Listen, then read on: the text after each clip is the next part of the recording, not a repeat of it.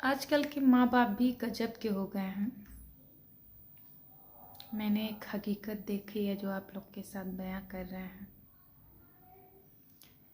क्योंकि अगर माँ बाप के पास 2-4 औलादें हैं तो उससे उनको कोई लेना देना नहीं है। पाल पोस के तो सबको बड़ा कर दी, उतनी जिम्मेदारी ख़त्म हो गई। लेकिन एक वक्त ऐसा आ रहा है कि उन्हें किसी एक औलाद से बहुत ज़्यादा लगाव हो जा रहा है और वो उस औलाद के लिए कुछ भी कर जाने को गुजर रहे हैं। मेरे देखने में ऐसी चीज़ आई कि एक बुजुर्ग के 2 औलाद थे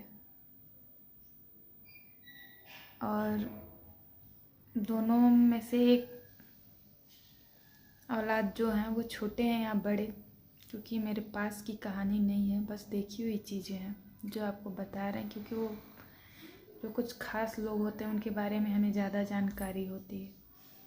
पर एक औलाद से उनके मतलब 2 बेटे थे। उनके बड़े बेटे हैं कि छोटे बेटे, उनसे 2 या 3 बेटे हैं, 4-5 बेटियां हैं और एक बेटा है। उनसे हम जान रहे हैं 2 बेटा हैं और 2 बेटियां हैं।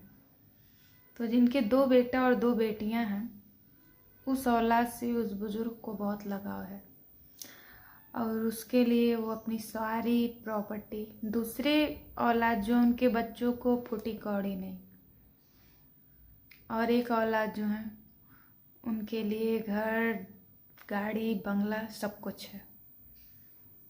क्योंकि जो उनके पास प्रॉपर्टी थी अपनी, उसको बेच के उनके लिए गाड़ी, बंगला सब कुछ तैयार कर दिए। लाइट कट गई, इन्वर्टर आवाज़ करने लगा।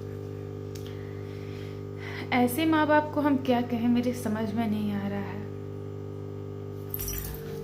अच्छा, आपकी ही औलाद रो रही है, दूसरा कोई तो रो नहीं रहा है।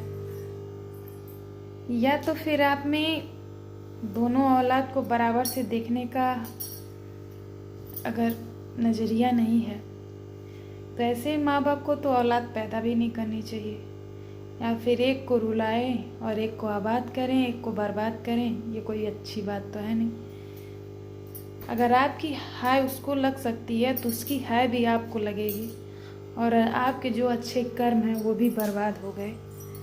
एक को बनाने के चक्कर में उनके बाल बच्चे क्या खाएंगे, बेटियों की शादी कैसे होगी, इसकी कोई टेंशन नहीं आपको। और दूसरों के बाल बच्चों की शादी हो गई, उनके बच्चों की शादी हो जाए, इस चीज़ की चिंता लगी है। उनका बैंक बैलेंस बढ़ जाए, उनके लिए हर व्यवस्था हो जाए ताकि मेरे जाने से पहले उनकी सब सुविधाएं पूरी हो जाएं।